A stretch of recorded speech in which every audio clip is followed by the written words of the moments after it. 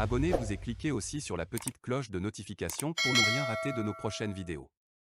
N'oubliez pas de partager aussi la vidéo et de la liker. Afrique N24. Macron accuse la Chine, la Russie et la Turquie de répandre une propagande anti-française en Afrique. Au deuxième jour de sa visite en Algérie, le locataire de l'Élysée a appelé les jeunes Africains à ne pas se laisser influencer par des réseaux téléguidés, par des puissances étrangères qui présentent la France comme l'ennemi de leur pays. Le président français, Emmanuel Macron, a accusé le vendredi 26 août, au deuxième jour de sa visite officielle en Algérie, des réseaux téléguidés, en sous-main, par la Chine, la Russie et la Turquie de répandre une propagande anti-française en Afrique, attribuant à ces pays un agenda d'influence, néocolonial et impérialiste.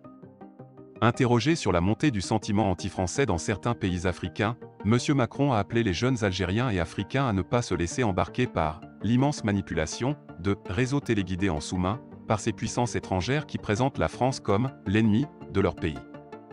Je veux dire simplement la jeunesse africaine, expliquez-moi le problème et ne vous laissez pas embarquer parce que votre avenir, ça n'est pas l'anti-France. Oui, la France est critiquée. Elle est critiquée pour le passé, parce qu'on a laissé trop longtemps des malentendus s'installer, et aussi parce qu'il y a une immense manipulation, a-t-il dit, dénonçant l'agenda d'influence, néocolonial et impérialiste, de Pékin, Moscou et Ankara. Il y a un ennemi, c'est la France. Ça met tout le monde d'accord, c'est trop facile. Cela a peut-être été le combat de vos grands-parents, de vos parents, mais, partout en Afrique, on vous raconte des cracks, des carabistouilles, a ajouté le dirigeant français, s'adressant aux jeunes Africains. Avançons, a-t-il poursuivi, en reconnaissant cependant que cela prendra du temps pour rétablir la confiance. Ankara dénonce des déclarations inacceptables. Lors d'une tournée africaine qu'il a conduit fin juillet au Cameroun, au Bénin et en Guinée-Bissau, le locataire de l'Élysée avait tenu un discours similaire. Il avait notamment dénoncé la présence hybride de la Russie en Afrique, qui passe par la désinformation et des milices, estimant que cela est très préoccupant, parce que ce ne sont pas des coopérations classiques. Lors d'une tournée effectuée en Afrique de l'Est, Éthiopie, Kenya et Djibouti, en mars 2019, le président français avait aussi souligné le contraste entre les partenariats respectueux proposés par la France et la démarche prédatrice des investisseurs chinois.